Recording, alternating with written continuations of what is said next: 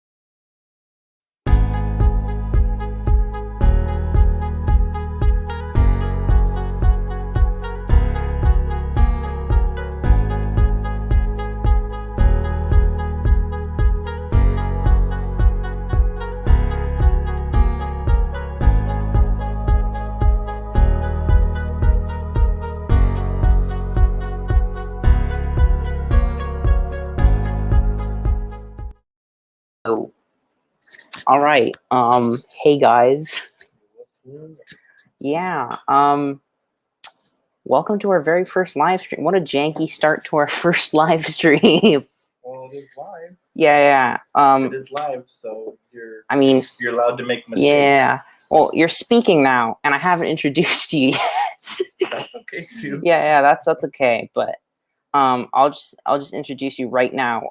This is our guest today on our very first live stream is him, Adrian, also known as my father. Yeah, he hangs around in my house a lot of times. But today we're just gonna do our very first. It's kind of a test. I'm still figuring stuff out. Yeah, and I hope to have a bit of fun. So I'm just gonna get some music going. Whoa. I'll get better. I'll get smoother. It's a progress. Okay. I'm gonna. I think you might be on your headset mic. I might be on my headset mic. Okay.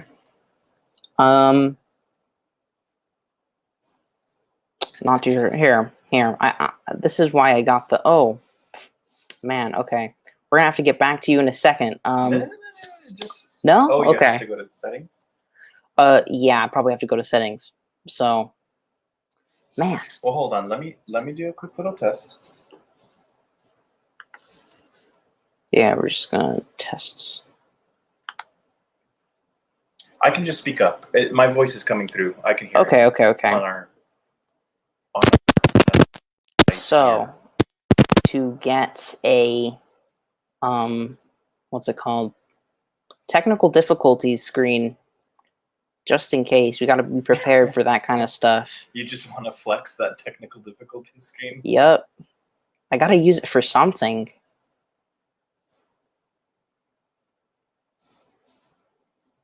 I'll do it later. Okay. So,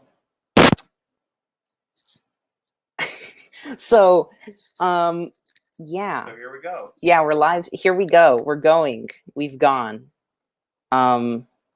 This is if you're new to the podcast, what we do, we kind of just we review role-playing games mostly, but we are expanding to other we are expanding to board games as well this live stream, as you'll see in a second. But that will come a little bit later.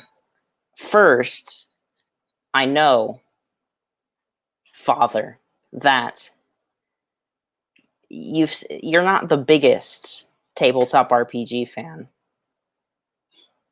But I'm not the smallest. But you're not the smallest, I would think. No.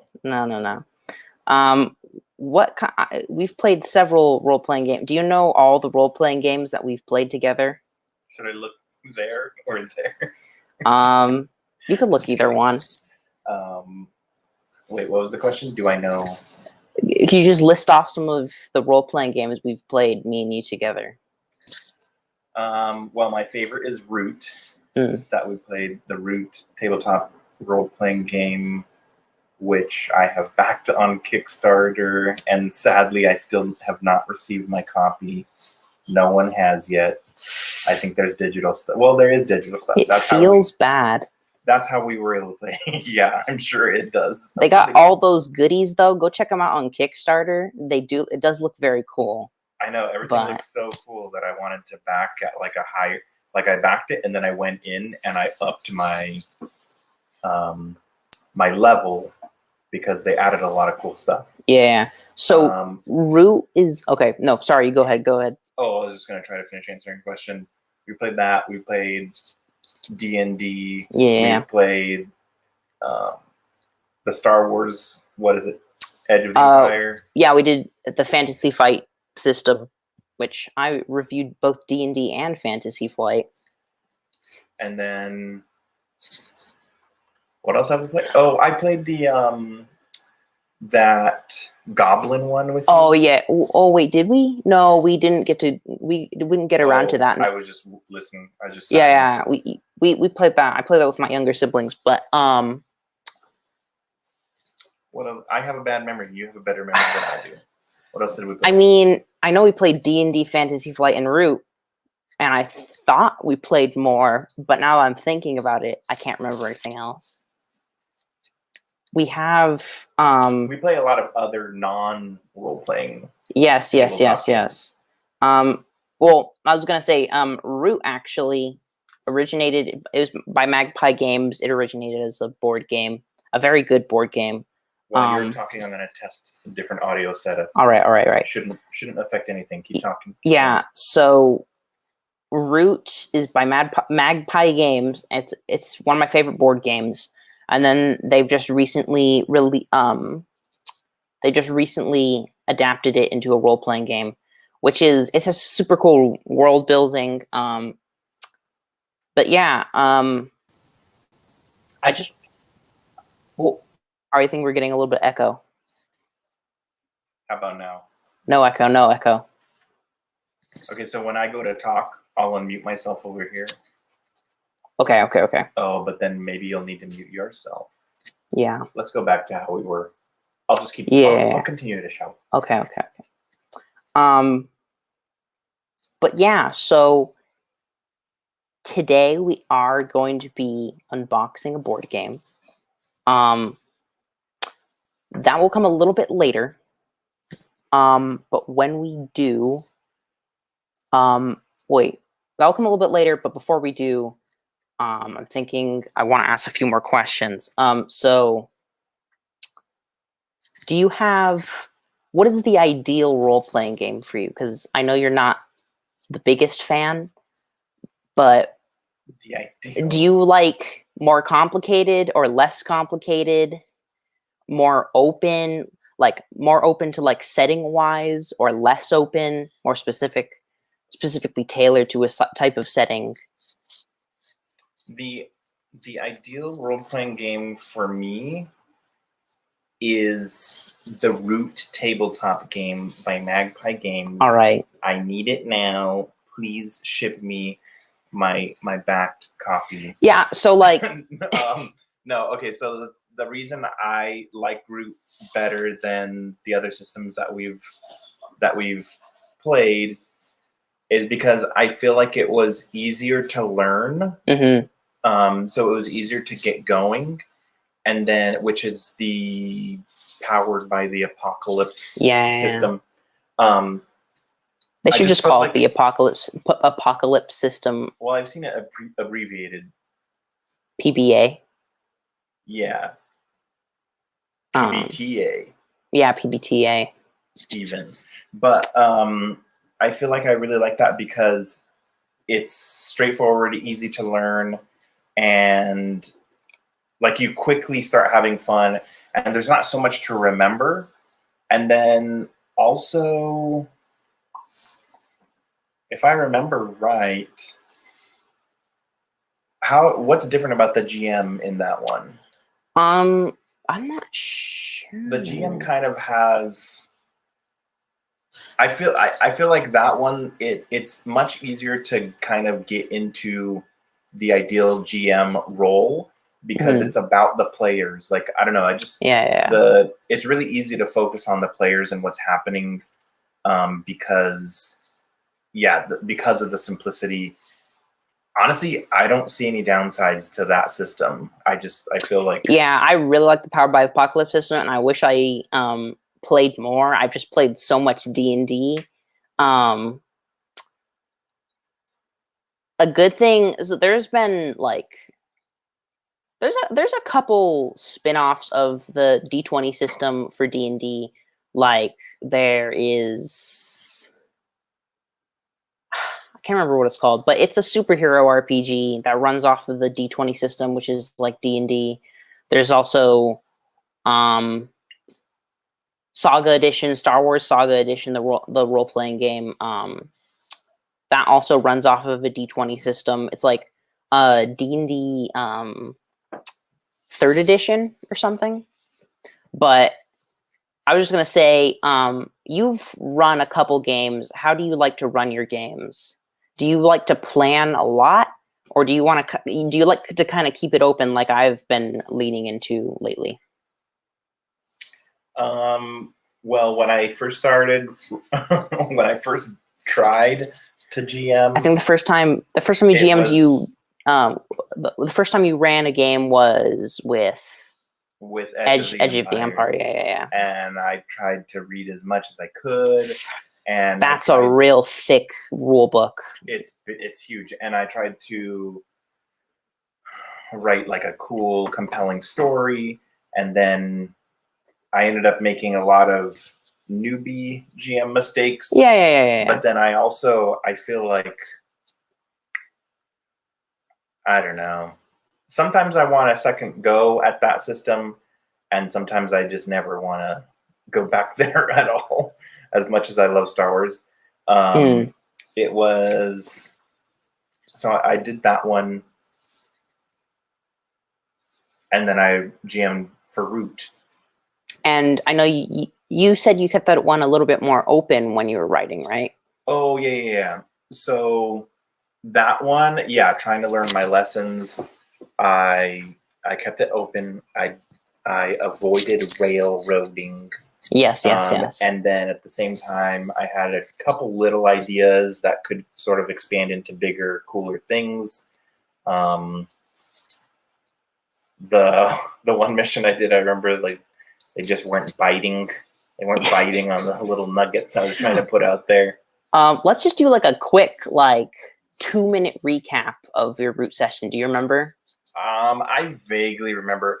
All I know is I had these guys approach you with like a cool proposition. Oh yeah, you had these really cool NPCs that you made.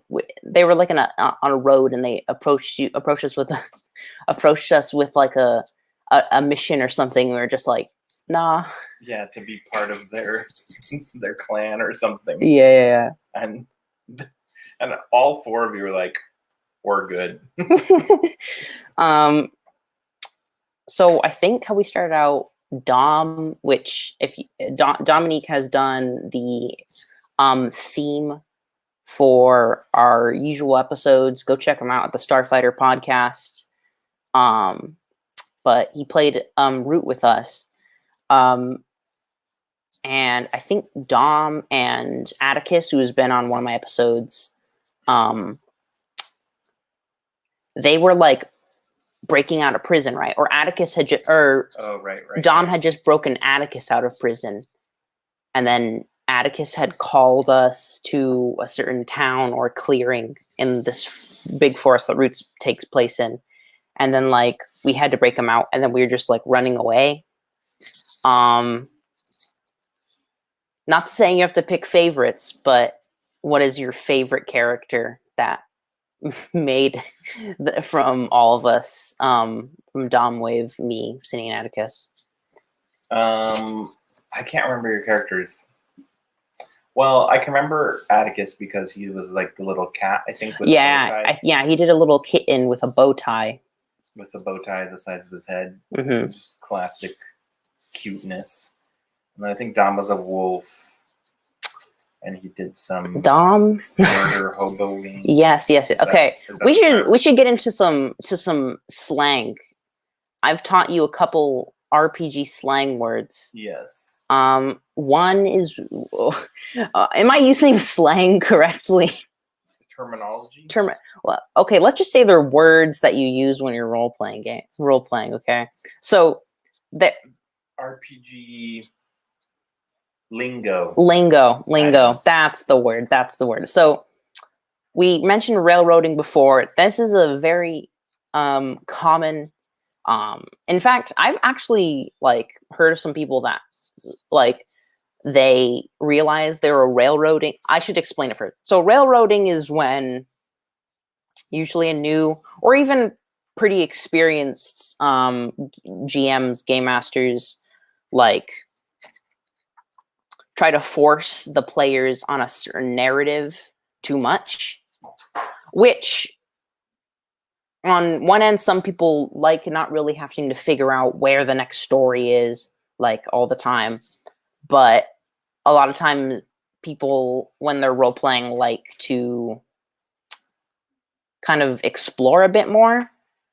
I've even done this before. I fall into the trap of not really just forcing them to go on a certain path, but making it so there's so little content I've planned outside of my main theme that there's really nothing to do but follow the story, which I've been trying to work on with my D&D group. But so that's railroading.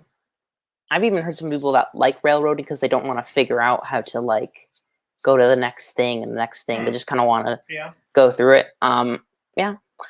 So it's all kind of depends, but a lot of times railroading is used in a negative connotation. Another one is a murder hobo, which, not to name any names, but everyone does this. Even I've done it a couple. I think I kind of did. I don't know. Murder hobos are usually when new players who don't really get the flow of games, or even if they do, but they just kind of want to be annoying, or even that they don't realize they're doing it. It's just kind of a thing where they want to keep testing. So it's kind of you're kind of faced with a dilemma as a GM when your players are being murder hobos, when they're killing everything and burning everything and doing all these horrible things, or messing up your story with all this shenanigans. You're kind of faced with a decision whether you want to kind of firmly punish it or kind of roll with it. Which there's positives to both things. Say if a character was doing a bunch of crimes, making a bunch of crimes happen in your town that you've made, it wouldn't really make sense for him not to get punished or at least have some sort of consequences. But then again, you roll kind of. I think even a better way to do this is kind of adapting, and this is a lot harder, but kind of adapting what they're doing and adding it into the story for later is a really good solution to those sort of problems. Yeah. Yes. Is there any questions you would like to ask me? What's been cool about, because you've been GMing for a while. A while, 2 years? I don't know. Well, what has been cool for you, like a cool lesson that you've learned in more recently, or the most recent lesson you've learned as a GM?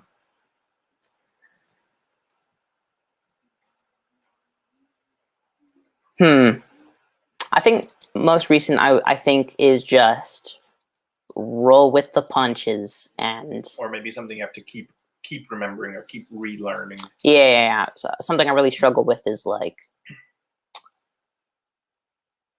I kind of want, like, whenever I plan my missions or plan sessions, I'm kind of like one goal, and I've kind of been trying to basically make different branching outcomes and stuff, and make side stuff that they can go to without having to go on like the main thing. And that's one of the best things about writing for your games, and one of the hardest thing for running your games is making them able to do stuff that isn't like, first and foremost, you should do what your players want to do. Let your players be able to do what they want to do. So like, if your players kind of aren't really feeling that much of a silly campaign, you might want to try something a bit grittier, or like, I don't know, a bit more serious. But it's more of catering to your specific, because no one like group is the same. And that's kind of like, I've seen this a lot of rule books as like, for your session 0, you want to like kind of ask people what kind of stories they want to put their characters through. What kind of stories they're attracted to. Yeah. They kind of spend time on in their free time. That's good. I like that. Any more? Not that I can think of. I think I kind of want to share something. Yeah. Yeah. It's your show. Yeah. Okay, so I haven't reviewed this yet. I probably won't review it if I'm doing it in this podcast right now. But there's this system I found. It's a role-playing game I found. It's called City of Mist. It's adapted off of the Apocalypse system, like Root and like many other games. But like it kind of it's a very specific RPG, but it's been really cool to like write for, because basically the premise is like, people, like, there's this city, and then there's this mist rolling over it, and this mist gives people special powers based off of like stories and legends and like history of humankind. So like, one of the really cool examples they have is like, they have like an Alice in Wonderland. Like, this girl has the power of Alice in Wonderland. And like, there's different levels. The whole point of your characters is how much of your character is real, grounded in reality, and how much of it is grounded in fiction. And like the story that you portray. So like, the main villains of campaigns are usually been taken over completely by their powers. So like, one that I've been planning for is really cool is there's this character named Barton, and his like power, his character that he embodies is called the Spear, which means basically like, because the spear like has symbolized like military strength. It's basically like all past great military leaders in history. He like gains their knowledge and stuff, but then like, so basically like, that's like so basically what with specific characters, it's like there's like an avatar, and then like there's something and something. I don't know. I can't remember avatar, but an avatar is like basically their character, or like their concept that gives them powers has taken them over completely. So they leave the rest of their past behind. Yeah. So that's pretty cool. One of the characters that I made is, I'm pretty proud of this. I had an idea for like King Arthur and the Knights of the Round Table, but they're just a bunch of kids in the suburbs, and they have the powers. Yeah, that's just an idea I had. It's really cool to write for. And that's kind of how I've been focusing on making, just fleshing out, because it all takes place in one city. So fleshing out that one location as much as I do like a whole world or a whole continent or something gives me a lot more room and time for just putting characters that they could meet in a certain district of the city, or buildings or landmarks they could find. So that makes exploration a lot more encouraged and a lot more interesting for players. Well, and I like how it's a I like how it's sort of a little idea that has like big implications, and it can kind of, you know, you can expand on it. That you know, like the Knights of the Round Table idea of kids in the suburbs. It's like just enough to get you going with an idea that you could kind of build out. So, but you don't have to go too deep into it right now. You know, Yeah. like as the GM. I think that's a good example of how to start world building. Yeah. Have you done any world building yourself? No. No. Okay. Not since I did that. That root session, those 2 root sessions, and then we fell off. We got distracted, and a lot of life happened. Okay. Well, I think we should probably move on. We're up to the 30-minute mark almost. So maybe we should move on to our next segment, which is, I'm just going to add this to the kind of,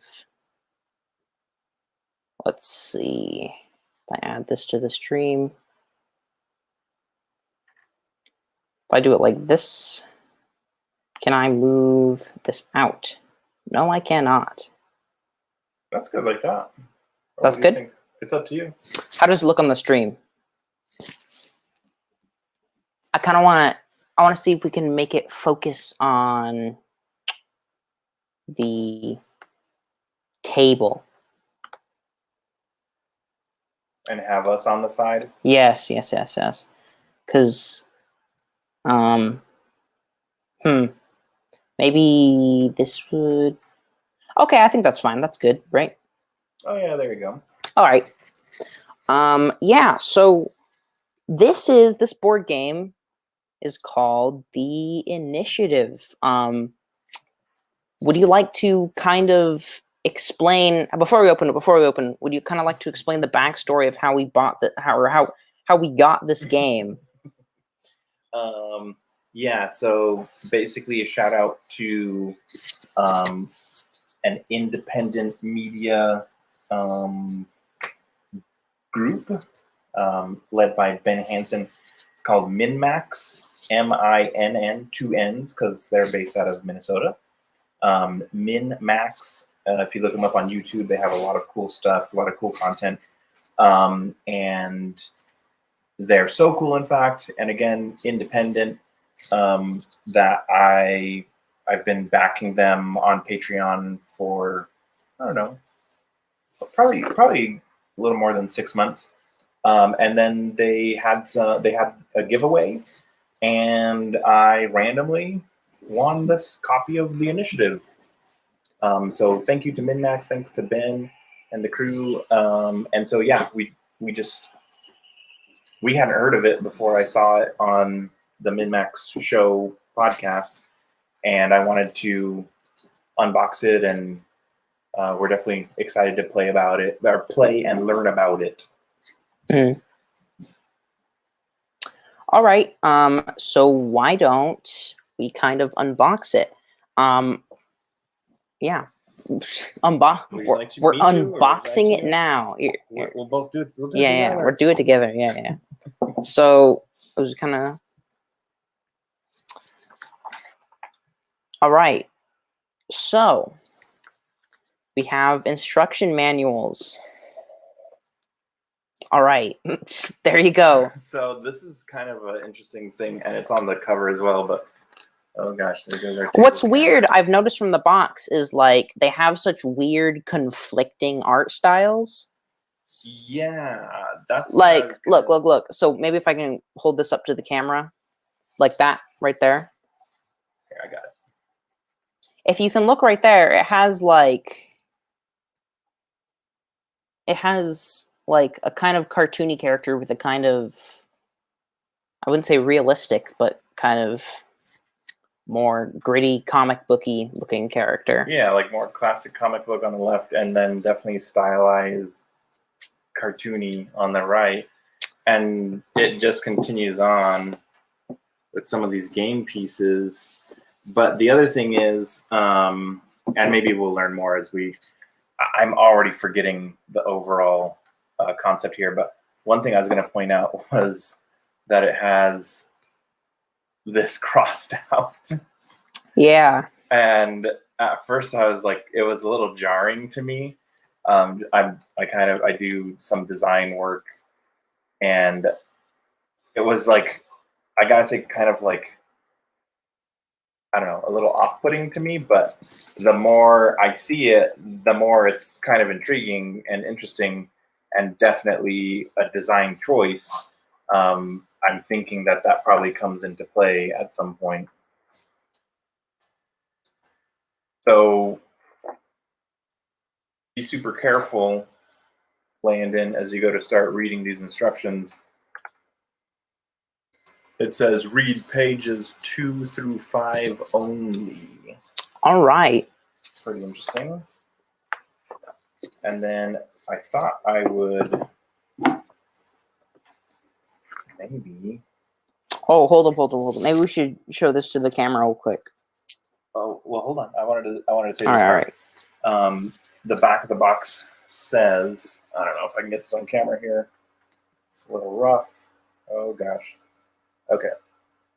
In 1994, 4 teenagers find a mysterious game at a yard sale. As they play it, they discover it is strangely connected to their lives. What will they risk to unravel the secrets of the initiative? Okay, so it's kind of like A game within a game? a game within a game, a comic book within A game within a game. So, a game with a comic book within a game that has a game within it. so it sounds like if I'm getting this, it looks like the cartoony art style are our characters, Yeah, it looks like it. and then the more comic book looking art, that's the comic book that they're reading, or that they're the game that they're playing. Wait, is it a board game? Oh, maybe it's like the cartoony or like the actual characters, but then like the comic book is like the board game.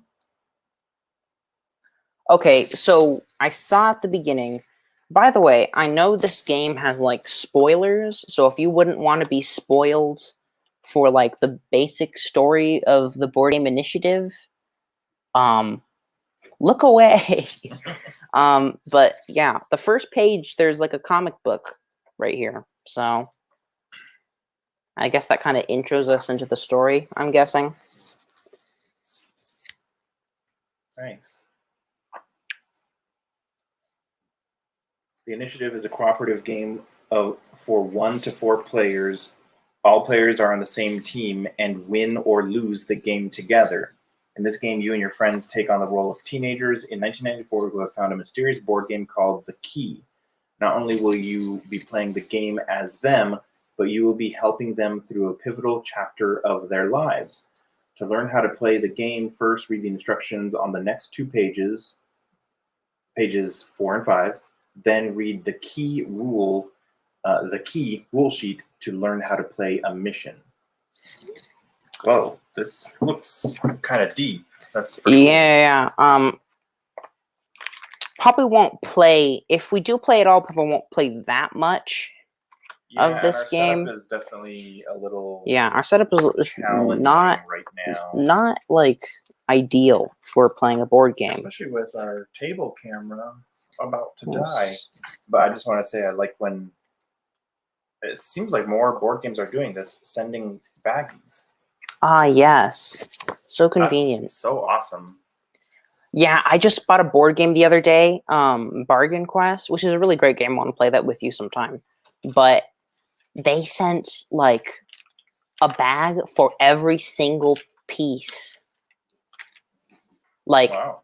every single deck. Like there's like 2 decks of cards, and then like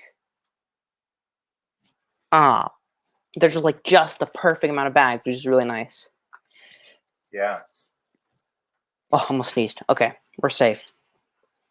Is there anything under the space fill? Nope. Do people even do board games package stuff under there, or is that just what we do after? When we got Imperial Assault, there was stuff under there. Oh yeah. You have to with Imperial Assault. We next live stream we should probably play Imperial Assault. Yeah, we should just do a live stream because just you and I can play that. Mm-hmm. It would be spoilers for where we're at with that mission, but it's just one mission that we would spoil. Yeah. And also, we probably want to play this with my siblings as a kind of family thing. But I really, really love that it's a cooperative game as opposed to playing competitive against each other. There weren't really cooperative games when you were a kid, were they? It's kind of a new thing. Yeah, not that I can think of, where you all win together. Mm-hmm. Well, and I mean, the most board game stuff that we played or tabletop games we actually played were cards. Mm-hmm. I don't remember playing a lot of board games growing up. Well, and board games weren't nearly as detailed growing up. I guess there was stuff like Risk and things, but it was like I was pretty young when Risk came out, and I know my older brother was into that.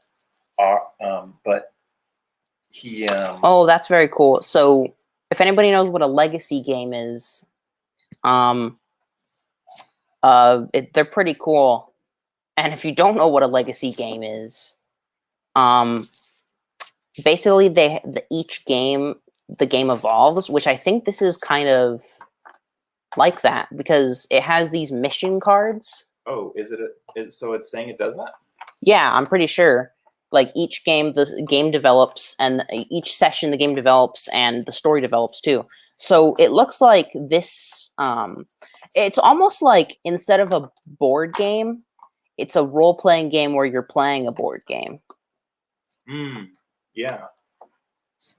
So this has a mission deck that you don't shuffle, and you only do one card at a time to get your mission. That's kind of cool. Yeah, legacy games have that. They're very, very cool. Man, this is some cool art. Yeah, and I really like. Oh, okay. The game, and you can tell that there's quality behind it. Really nice. Most board games, even if board games like this, even if the board games aren't the coolest rules wise or the most fun for parties and stuff, sometimes you gotta buy the board games for the art.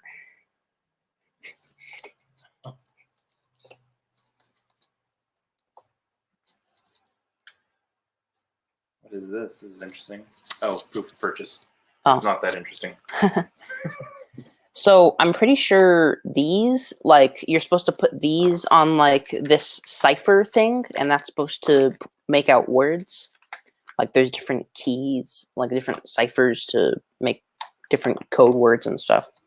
Which it looks pretty dense. Probably not gonna be able to play today on this live stream, but yeah. Well, and it would be a better stream too if we play a session first and then know what we're talking about when we come on to play.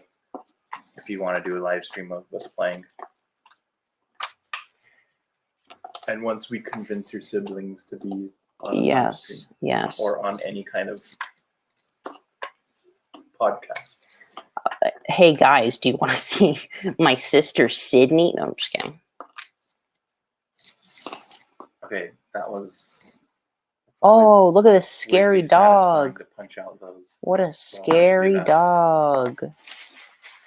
It looks like the bad guys have like hexagonal edges, and then the good guys have rounded edges. I mean, I'm not for sure, but some of these characters look pretty evil with the hexagonal edges. Oh gosh. Maybe I want to do all the files in one. Yeah. These are some really cool tokens. Yeah, I like the. That's kind of cool. And I'm pretty sure they can fit into. Fun way to do a little tile, because you can just cut it out in the shape of a folder. And I think they That's awesome. fit into this little rack thing.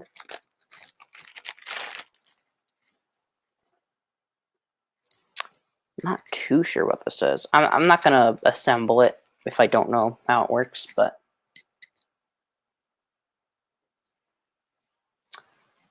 So, Dom from the Starfighter podcast has been thinking about doing a Star Wars role-playing game over on his channel or my channel.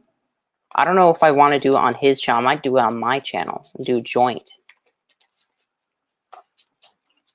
Yeah. Do a joint episode. So... crossover episode. Yes, yes, yes.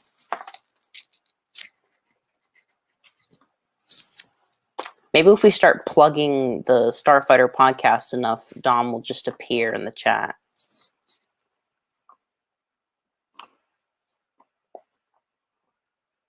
Man, this is some cool art. Do you see this dog? Oh, yeah. Show this to the camera.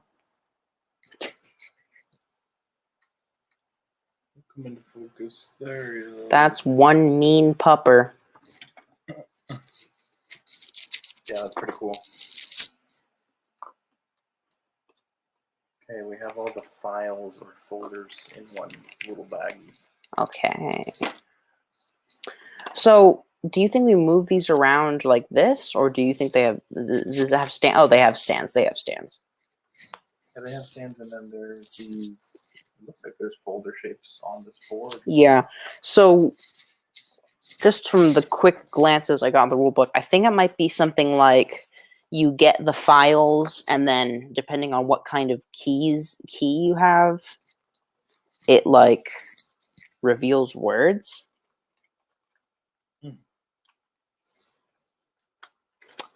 Strange. Very nice, very nice. Would you want to be on a Star Wars episode? Like to talk? Well, no, like a Star Wars episode to play with Dom. Dom's Star Wars episode. I would do that. Because I know he had something very specific in his campaign of mind. Something about Dooku's son. Oh, gosh. Is that serious? Is that real? I'm pretty sure he was serious. Oh, no.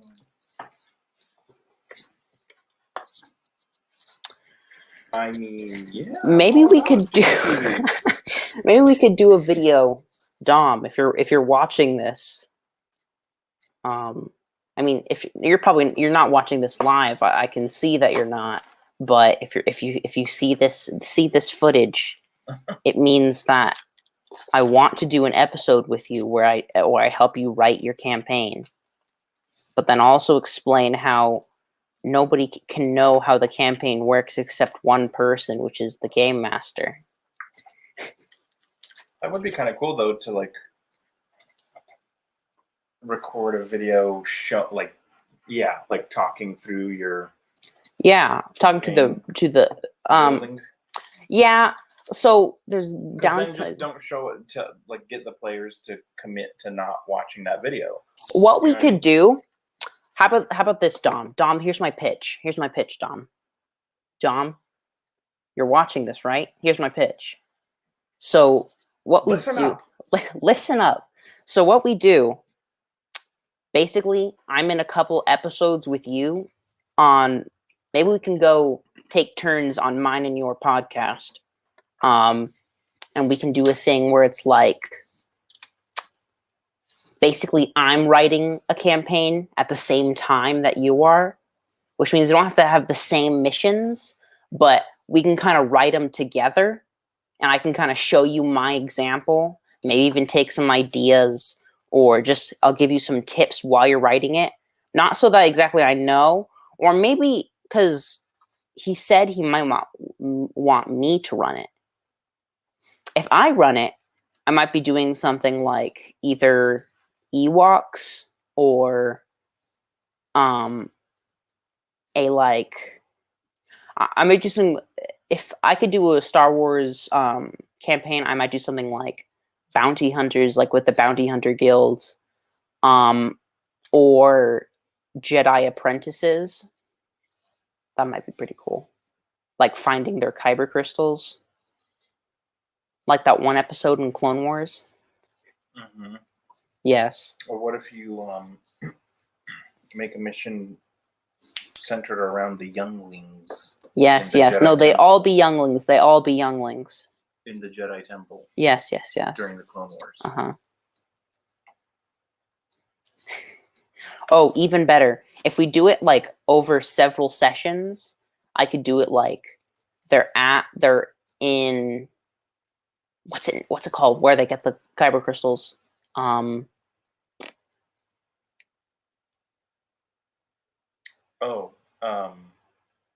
Is that where Rogue One part of it took place? No. There?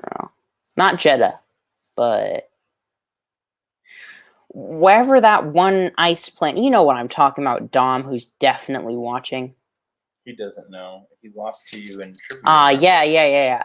Let it be known to all watching that Dominique, host of the Starfighter podcast, lost to me in Star Wars trivia, This episode Schmodown style. This is just becoming a yes. Our podcasts are now at war. But what if it's like they're at the planet where they got their kyber crystals when Order 66 happens? Yeah, that'd be cool. But if they're all kids, I'll probably have a master go with them while they're... All the masters are dead, though. Yes. But, like, Master Yoda can't be with them. Let's just say Master Yoda was away with the Wookiees. So they send Master Sifo-Dyas. Jar Jar. Oh gosh. I'm gonna force Dom to become a Gungan in my Star Wars campaign. Oh my gosh. A Gungan or an Ewok? Railroad him into freeing the Gungans Yes. from some tragedy. I'll be like, if you don't save these Gungans, your character is gonna have PTSD and fail all their rolls. You gotta save these Gungans. Just putting together this, what is it called? It's called... The Mission Console. Yes. If you're watching, leave down in the comments below whether you like this sort of video.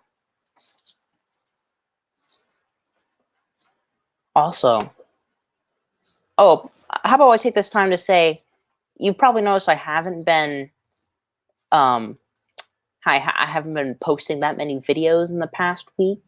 And if you haven't noticed that I haven't been posting videos, then you're probably not subscribed. And if you're not subscribed, you should subscribe.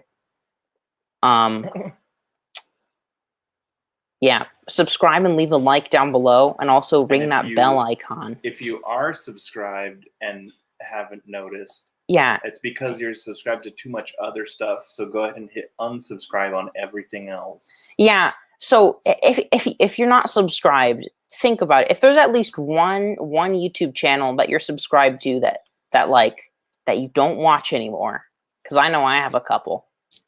Just swap it out. Just swap it out. Mine's probably better. Man. You're not gonna watch it anyway. Hey. They got us 2 extra. Couple bonus pieces for the So console. I think basically you're supposed to put like little letters down here, little letters or something, and then like hide them. I don't know. Oh, okay. That's pretty cool. Yes. Yes. Okay, well, our table camera is dying. Ah, yes. Okay, I'll just take that off. There. We're done with the unboxing. It's unboxed. It's been unboxed. It will never be boxed again. We're gonna learn about it and play it. Maybe. Maybe we can play it tomorrow. Yeah, maybe.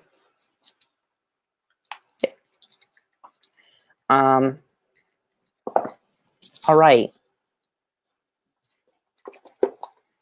Any other subjects you would like to talk about, non-role-playing related? I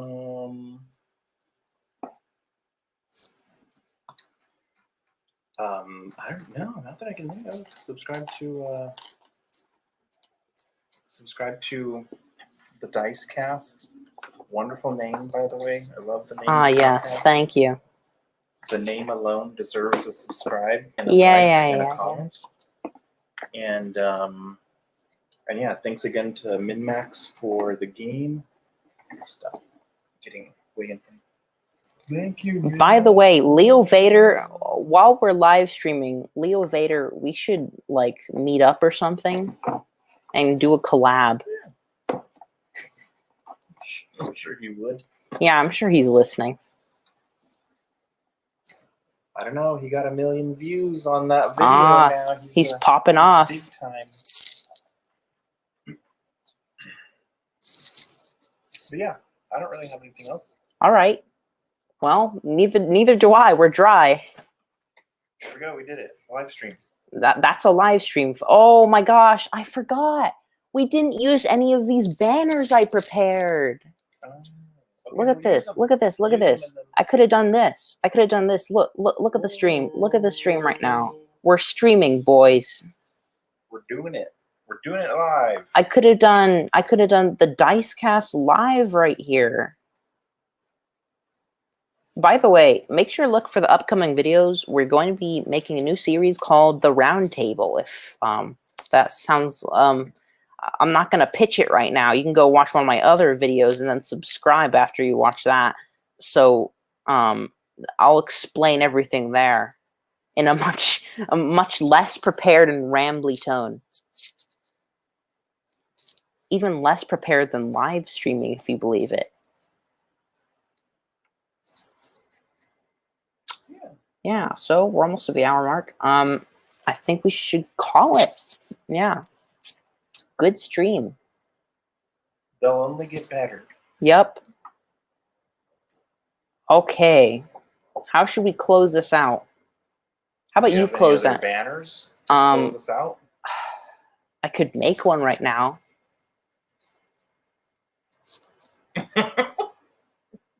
Here, let's turn the music off to symbolize that we're ending. Here, you want me to close this out? Do you have any plugs? Plugs, Papa. Do you have any plugs? Plug something. Yeah, check out MinMax. Yeah. MinMax. Yeah, check out MinMax. Okay. Go subscribe. Not sponsored. Not sponsored. Not yet. Yeah, go check out all the other stuff we talked about. Go check out Magpie Games. Go check out. No, don't check out Magpie Games until they send me my. Yeah, wait until they send us all the role-playing goodies, and then go check them out. Go check out Son of Oak Studios. Don't quote me on that. Go check out City of Mist, the role-playing game. It's pretty cool. Has some really good art. Go check out all my other videos. Go check out the Starfighter podcast, led by the one and only Dominique Torres and Jake. What's his last name? Doesn't matter. Doesn't matter? Okay. While we're plugging Marcellus. I know Marcellus from the Sidekicks Really? podcast.